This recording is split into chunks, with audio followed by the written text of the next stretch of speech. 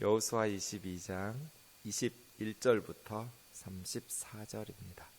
르우벤 자손과 갓 자손과 므낫세 반 지파가 이스라엘 천천의 수령들에게 대답하여 이르되 전능하신 자 하나님 여호와 전능하신 자 하나님 여호와께서 하시나니 이스라엘도 장차하리라. 이 일이 만일 여호와를 거역함이거나 범죄함이거든 주께서는 오늘 우리를 구원하지 마시옵소서. 우리가 제단을 쌓은 것이 돌이켜 여호와를 따르지 아니하려 함이거나 또는 그 위에 번제나 소제를 드리려 함이거나 또는 화목 제물을 드리려 함이거든 여호와는 친히 벌하시옵소서. 우리가 목적이 있어서 주의하고 이같이 하였노라. 곧 생각하기를 후일에 너희의 자손이 우리 자손에게 말하여 이르기를 너희가 이스라엘 하나님 여호와와 무슨 상관이 있느냐. 너희 르우벤 자손 갓 자손아 여호와께서 우리와 너희 사이에 요단으로 경계를 삼으셨나니 너희는 여호와께 받을 분깃이 없느니라 하여 너희의 자손이 우리 자손에게 여호와 경유하기를 그치게 할까 하여 우리가 말하기를 우리가 이제 한 제단 쌓기를 준비하자 하였노니 이는 번제를 위함도 아니요 다른 제사를 위함도 아니라 우리가 여호와 앞에서 우리의 번제와 우리의 다른 제사와 우리의 화목제로 섬기는 것을 우리와 너희 사이와 우리 후대 사이의 증거가 되게 할 뿐으로써 너희 자손들이 후일에 우리 자손들에게 이르기를 너희는 여호와께 받을 분깃이 없다 하지 못하게 하려 함이라. 우리가 말하였거니와 만일 그들이 후일에 우리에게나 우리 후대에게 같이 말하면 우리가 말하기를 우리 조상이 지은 여호와의 제단 모형을 보라. 이는 번제를 위한 것도 아니요 다른 제사를 위한 것도 아니라 오직 우리와 너희 사이에 증거만 되게 할 뿐이라. 우리가 번제나 소제나 다른 제사를 위하여 우리 하나님 여호와의 성막 앞에 있는 제단 외에 제단을 쌓음으로 여호와를 거역하고 오늘 여호와를 따르는 데서 돌아서려는 것은 결단코 아니라. 제사장 비느하스와 그와 함께한 회중의 지도자들 곧 이스라엘 천천의 수령들이 르벤 자손과 갓 자손과 므낫세 자손의 말을 듣고 좋게 여긴지라. 제사장 엘르아살의 아들 비느하스가 르벤 자손과 갓 자손과 므낫세 자손에게 이르되 우리가 오늘 여호와께서 우리 중에 계신 줄을 아노니 이는 너희가 이 죄를 여호와께 범하지 아니하였음이니라. 너희가 이제 이스라엘 자손을 여호와의 손에서 건져내었느니라 하고 제사장 엘르아살의 아들 비느하스와 지도자들이 르벤 자손과 갓 자손을 떠나 길앗 땅에서 가나안 땅 이스라엘 자손에게 돌아와 그들에게 보고하며 그 일이 이스라엘 자손을 즐겁게 한지라. 이스라엘 자손이 하나님을 찬송하고 르벤 자손과 갓 자손이 거주하는 땅에 가서 싸워 그것을 멸하자 하는 말을 다시는 하지 아니하였더라. 르벤 자손과 갓 자손이 그 제단을 엣이라 불렀으니 우리 사이에 이 제단은 여호와께서 하나님이 되시는 증거라 함이었더라. 아멘. 우상 숭배에 대해서 이런 경각심을 가지는 것은 참 잘한 일이죠. 요단강 동쪽 두 지파 반 사람들이 우상을 숭배하든지 말든지 우리만 하나님 잘 섬기고 복 받으면 되지 라는 생각은 잘못된 것이죠. 그건 공동체가 아니니까요. 이스라엘 12지파는 모두 다 하나님을 섬겨야 될 한 국가 한 공동체이니까 그들이 우상을 섬기든 말든 이런 식으로 하나님의 심판을 받든 말든 이런 식으로 생각하는 것은 잘못입니다. 정말 이스라엘 백성들이 자기들뿐 아니라 온 이스라엘이 우상 숭배에 빠져서는 안 된다. 이런 경각심을 끝까지 가졌다면 이스라엘이 멸망하지 않았을 텐데 하는 말씀을 어제도 드렸습니다. 우리의 선한 의도가 소통이 안 되면 위험해지기도 하죠. 어쩌면 동쪽의 두 지파 반 사람들은 자신들에게는 우상 숭배라는 것을 꿈에도 생각해 보지 않고 제단을 쌓았기 때문에 서쪽의 9지파 반 사람들이 그런 식으로 오해해서 군대를 끌고 와서 전쟁을 할 것이라는 생각은 꿈에도 생각을 못했을지도 모릅니다. 그랬기 때문에 더 그들의 행동이 당당했기 때문에 담대하게 진행되었을 수도 있습니다. 때로는 우리의 선한 의도가 오해를 사서 공동체의 위기를 만들어내기도 하죠. 생각이 다 다르잖아요. 엄마랑 같이 뱃속에서 10달 동안 있다가 나온 쌍둥이들도 생각이 달라요. 다 똑같은 생각을 가지고 일치된 생각을 가지고 살지는 않거든요.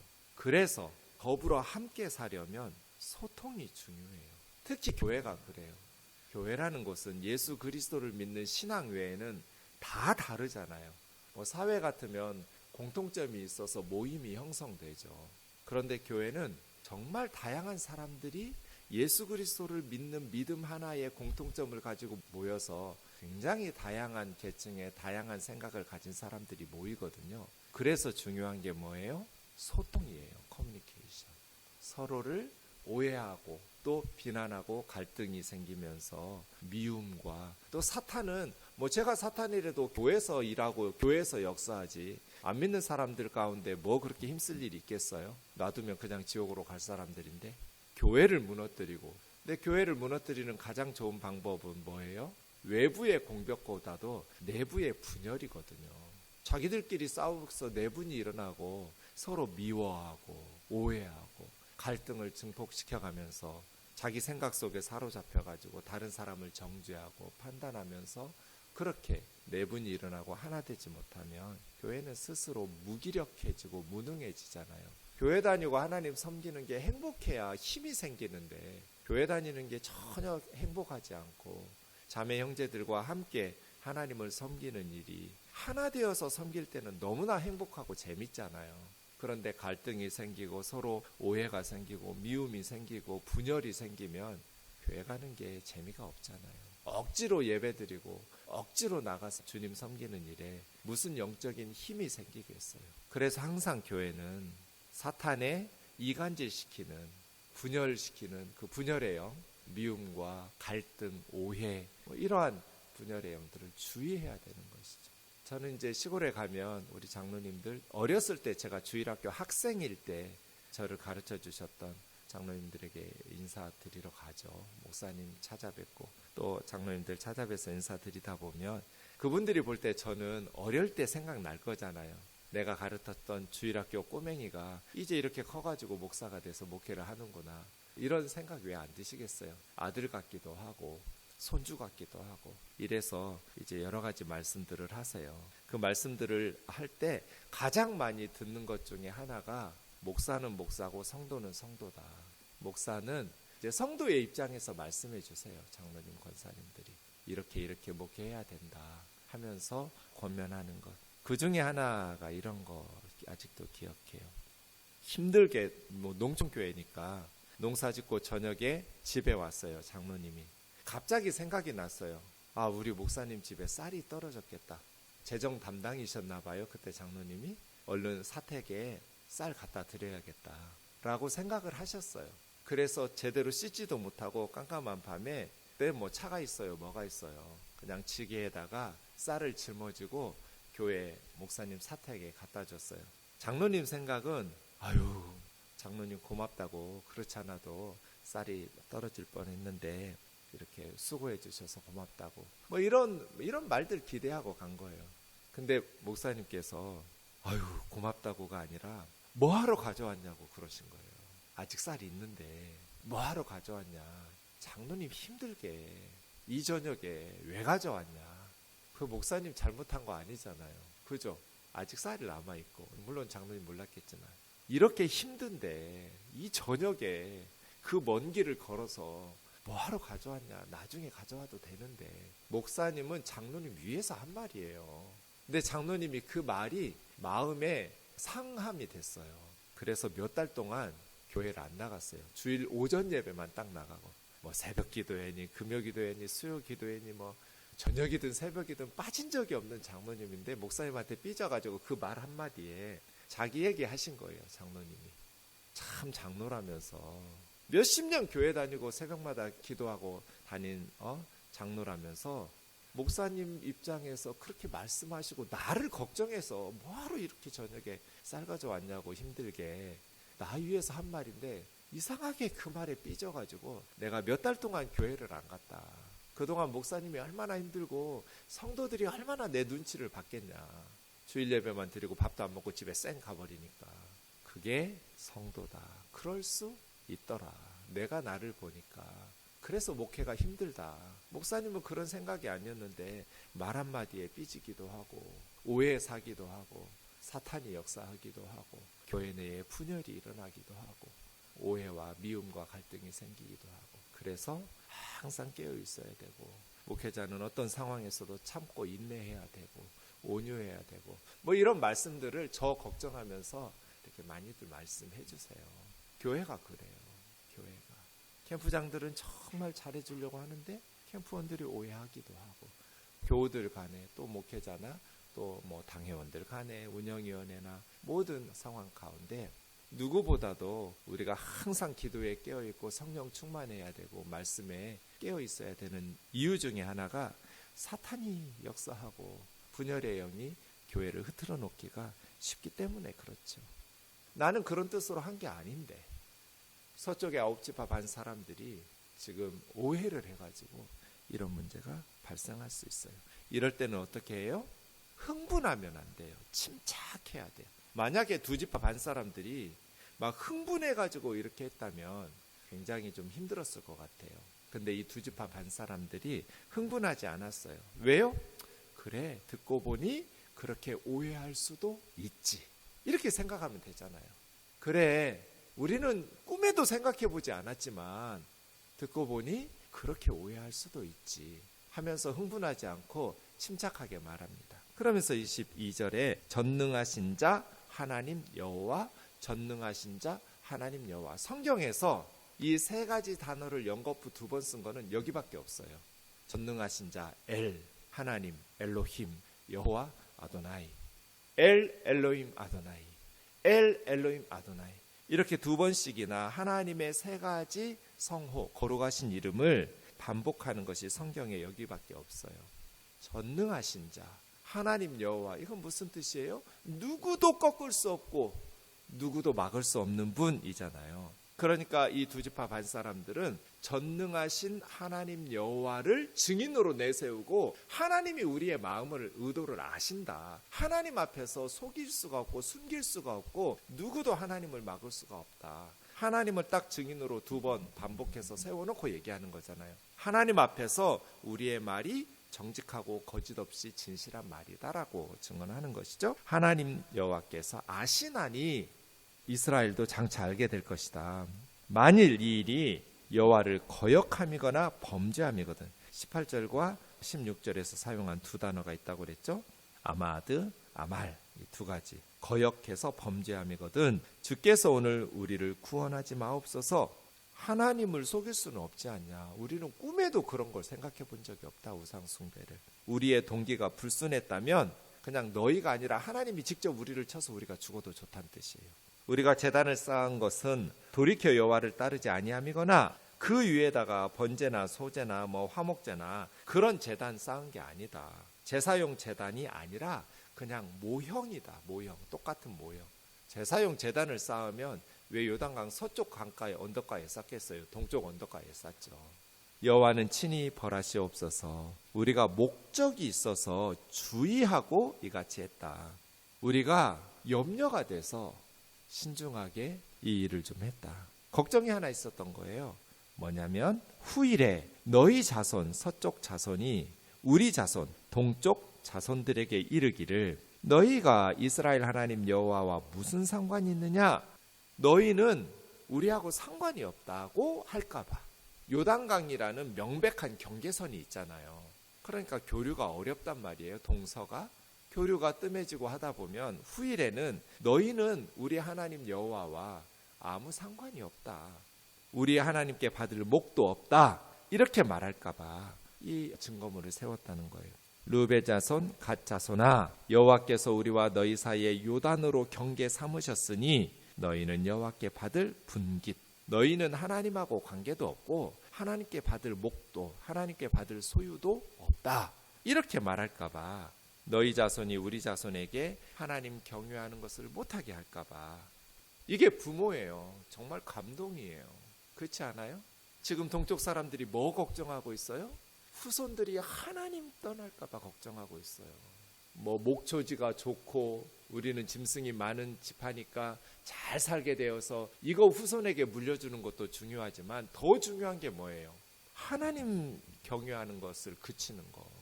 그래서 서쪽에 성소가 있으니까 언약궤도 있고 이제 성전도 지을 거고, 서쪽에 중앙 성소가 있으니까 서쪽 지파 사람들은 그쪽에 가서 제사장들의 지도를 따라서 하나님께 예배하면서 하나님 경외하는 것을 잘 할 수 있지만 우리는 요단강의 동쪽 경계에 있으니 우리 후손들이 하나님 경외하는 것을 또 교류가 뜸하다 보면 너희 후손들이 우리 후손들에게 대해서 너희가 여호와 하나님하고 무슨 관계가 있냐, 너희는 우리 하나님께 받을 분깃이 없다, 이렇게 말하는 것이 이게 부모죠. 자녀들의 신앙, 자녀들의 영적인 상태에 대한 염려.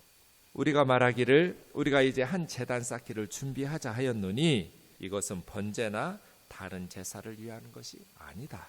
우리가 여호와 앞에서 번제와 다른 제사와 화목제로 섬기는 것을 우리와 너희 사이와 우리 후대 사이에 증거가 되게 하려고, 너희 자손들이 후일에 우리 자손들에게 너희는 여호와께 받을 분깃이 없다고 하지 못하게 하려고. 저거 봐라, 우리 조상들이 7년 동안 너희를 위해서 싸우고 돌아오다가 요단 강가에 저렇게 크고 높은 제단의 모형을 쌓아두지 않았냐. 우리도 같이 하나님 섬기는 그러한 하나님의 백성이라는 것을 드러내는, 상징하는 기념물을 세워주지 않았냐. 후손들이 후일에 이렇게 말할 수 있도록. 정말 제단 쌓으려면 왜 불편하게 요단강 서쪽 언덕에다가 세웠겠냐는 거예요. 28절이요. 우리가 말하였거니와 만일 그들이 후일에 우리에게나 우리 후대에게 같이 말하면 우리가 말하기를 우리 조상들이 지은 제단 모형을 보라고. 번제를 하지도 않고 다른 제사를 하지도 않을 건데 왜 저런 거 세웠겠느냐. 증거가 하기 위해서. 우리가 번제나 소제나 다른 제사 위에 우리 하나님 여호와의 성막 앞에 있는 제단 외에 제단을 쌓음으로 여호와 거역하고 여호와 따르는 데서 돌아서려는 것은 결단코 아니다. 이렇게 말한 거예요. 그래서 제사장 비느하스와 회중의 지도자들 르우벤 자손, 갓 자손, 므낫세 자손의 말을 듣고 좋게 여긴지라. 이게 소통의 중요성이에요. 소통의 중요성. 그 말을 들어보니까 맞잖아요. 갈등과 오해는 언제든지 발생할 수 있어요. 그렇잖아요. 중요한 것은 갈등이 생기는 게 아니라 갈등을 해결하는 소통의 능력을 키우는 거예요. 다른 사람의 말을 경청할 수 있고 내 생각과 다른 사람의 말을 가지고 잘 토론하면서 갈등을 해결하는 소통이죠. 우면동교회에 문제가 생기는 건 저는 두렵지 않아요. 부끄럽지도 않아요. 인간들이, 허물 많은 인간들이 사니까 교회에 문제가 생기는 건 지극히 정상으로 여겨요. 근데 문제를 해결하지 못하는 건 부끄럽게 여기고 문제를 해결하지 못하는 건 심각하게 여겨요. 지상의 교회는 완전한 교회가 없어요. 다 문제가 있어요. 인간 사는 곳에 문제 없는 곳이 어디 있겠어요? 언제든지 문제가 발생해요. 중요한 건 교회가 어떻게 이런 일이 발생할 수가 있어? 그럴 수 있어요. 사람 사는 곳이니까. 근데 그것을 해결하지 못하는 게 진짜 문제예요. 해결하지 못했던 건 뭐예요? 영적인 리더십이 없고 말씀의 지혜가 없고 소통이 안 되고 서로에 대한 존중과 배려라는 성숙함이 없다는 거잖아요. 그러면 진짜 문제예요. 우리나라가 지금 소통이 안 돼서 문제잖아요. 가짜뉴스들 퍼뜨려가지고 갈등을 조장하고 싸움을 증폭시키고 이런 게 문제예요. 언론들도 거짓은 아닌데 제대로 된 모든 것들을 제대로 보여주지 않으면서 아주 능숙하게 오해를 조장시키고 싸움을 조장하고, 거짓말은 아니에요. 근데 한쪽 얘기만 써요. 진보적인 언론은 진보적인 쪽 얘기만 쓰고 그쪽 시각만 쓰고, 보수적인 언론은 보수적인 쪽 시각만 써요. 거짓말은 아니에요. 근데 왜곡이에요. 그래서 소통을 시키고 서로 오해들을 해소시키는 것들이 중요한 것이죠. 우리 그리스도인들은 그런 피스메이커 역할 해야죠. 동쪽 2지파 반 사람들의 말을 듣고 서쪽 9지파 반 사람들이 자신들의 생각을 바꿨어요. 처음에 생각했던 자신들의 생각을. 그래서예요. 동쪽 2지파 사람들이 자신들의 생각을 서쪽 사람들이 알아듣기 쉽게 조리 있게 말하는 거. 이거 참 중요한 거예요. 제가 우리 목회자들에게 제일 많이 하는 말은 알아듣기 쉽게 설교하라는 거예요. 저는 알잖아요. 설교를 준비하고 늘 하는 사람이니까 저 설교자가 얼마나 열심히 설교 준비했는지 교우들은 몰라도 저는 알거든요. 얼마나 저 설교문 준비하느라고 애쓰고 수고했는지. 근데 안타까운 게 아직 우리 전도사님들 경험이 부족하니까 그렇게 고생해서 준비한 설교문을 잘 전달하는데 부족하잖아요. 저도 젊었을 때 그랬고요. 지금도 부족하지만 그러니까 알아들어야 은혜를 받든지 말든지 할 거 아니에요.